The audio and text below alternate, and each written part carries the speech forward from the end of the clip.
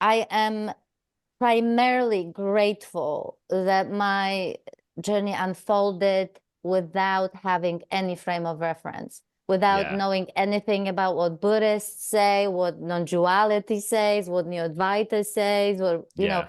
none of it, because it was like an open, there was just openness, there was just Yeah. there was no possibility to do exactly one of the things that you pointed to, which is to hold on to one perspective, one tradition, one Yeah. map, and rigidly be like, oh, so that's how it's supposed to play out. Yeah. And the mind, sort of grabs hold of it and closes, so the possibility of anything else happening or different Yeah. is kind of like blocked in a sense, um, because there is this rigidity.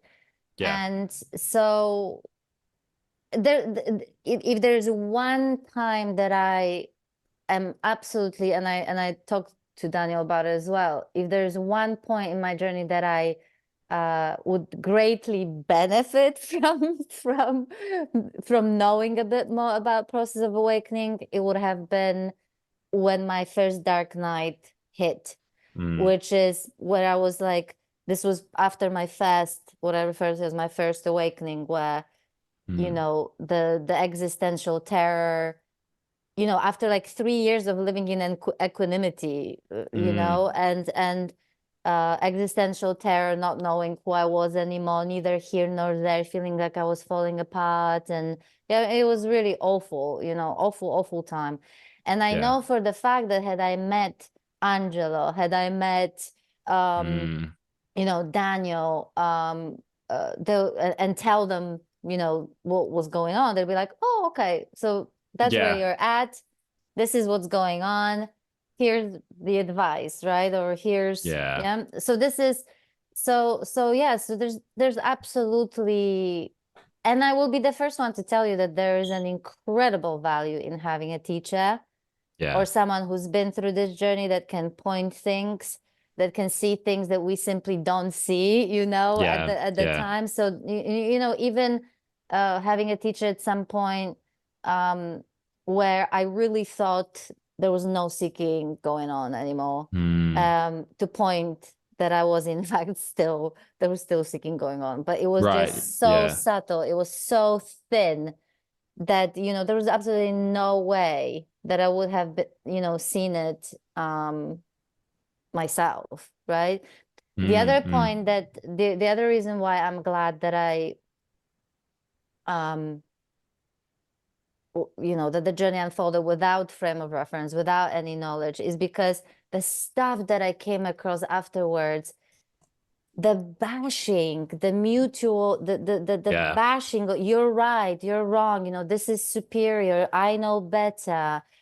I Mm. mean, some people seem to like make it to their mission to like discredit other people. And Yeah. by the way, when I say this, and that's really important, like this is very human. Like I Yeah. played out my own version of those behaviors, maybe not in a such a overt way, but that there was a period of time when I had that kind of superiority going on and Yeah. looking down, and I know better. And so so I'm not, when I speak of those not so pretty behaviors, I'm really Mm. not suggesting that I'm somehow immune or Yeah. saintly or holier than holy. In fact, the opposite, right? Yeah. I Yeah. always assume that I BS myself, even though I might Yeah. not be aware that I do that.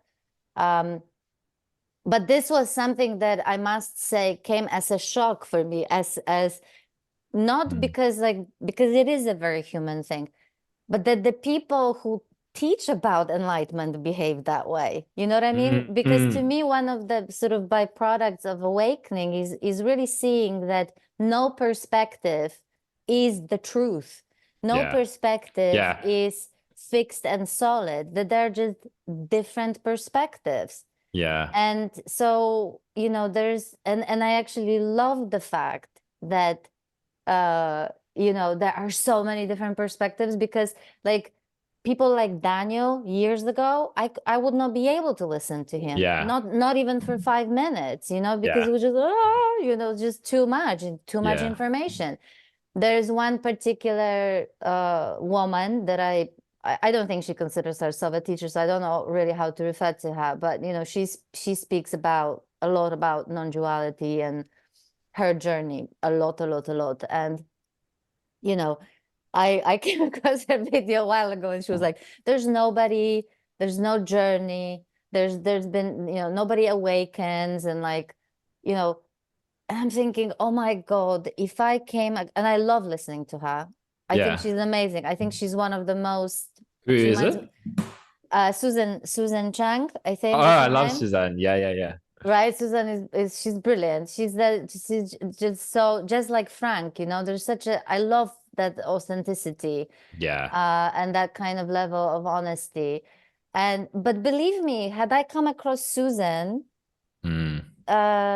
you know, a while ago, I'd be like, is this like is this not like, is this a dissociation of some sort? You know, Yeah, yeah, is yeah. this what is this bullshit? You know what I Yeah. mean? Like, you know, or whatever, right? So this is what I mean. This just you know, one of the most amazing kind of insights out of this journey was seeing that really there are simply different perspectives, and Yeah. you know, and it was and it's not about right or wrong, it just what works for you at the Yeah, yeah, time, exactly. right? What resonates, you know, there's it's exactly how you say with like teachers. There's no like, oh, okay, Angelo's a better teacher than Suzanne and Frank and Daniel. It's like, well, if you listen to Angelo and Frank and Daniel and you and everybody, and whose video like resonates with something inside of somebody, like that's what matters. And Yeah, then it's like you say, on the journey, because I think that's, like you said, like that's part of what happens is as we drop our own kind of like small mind limited perspectives, then all these, like you can just see it everywhere. You're like, oh yeah, like that person is talking about the same thing, and you can just have this appreciation, like you said, for all the different expressions of it.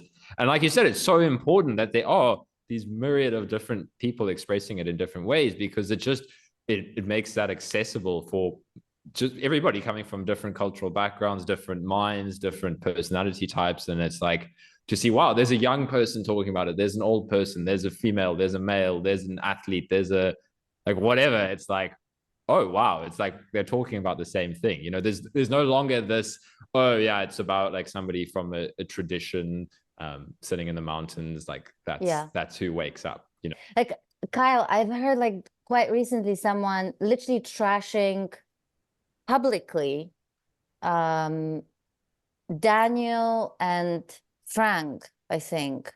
Oh yeah. Frank Yang. Yeah, yeah, yeah. Um, I love Frank. but for different reasons. Like they couldn't like, first of all, for the fact that they called themselves Arahat, like that's like, you know, such a sin. Yeah. And you know, and I actually, for the same reason, I love that they did that precisely to go against that idea that the Yeah. idea that you shouldn't is somehow this holy rule that should not be broken. So that in of itself is genius. But also things like they couldn't possibly be enlightened because they're vulnerable. They couldn't be possible. They couldn't possibly be enlightened because they display emotions. I mean, there's Yeah. just like the multitude of stories and ideas that are floating around about what it means to be enlightened are just that was part of the journey of learning about this process.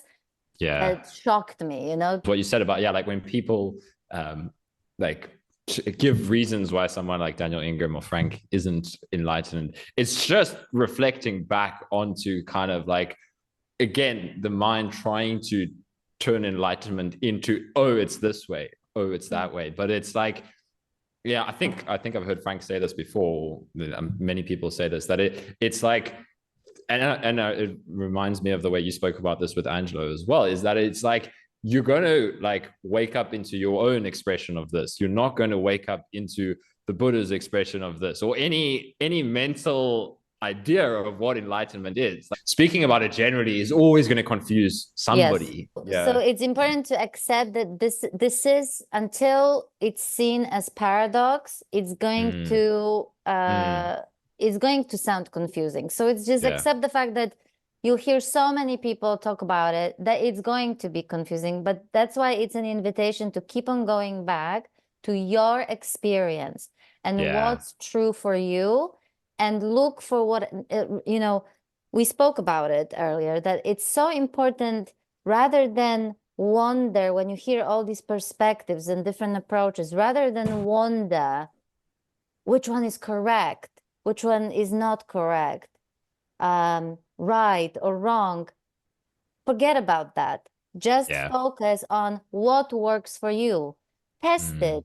Go with one approach. See if does it do anything for you? Does it free you up? Is being with this teacher doing maybe the opposite to freeing you up? Not because the teacher is wrong, but just because maybe this is not for you now. And then something. So keep on going back to your direct experience and keep on going back to what works for you rather than what works for anyone else or doesn't work, and in that way you cancel a lot of that confusion that can really be like a mind fuck, which is one of the reasons why I'm primarily glad that I missed all that part of discovering so many perspectives and so many models and things, and being like completely overwhelmed by the thing.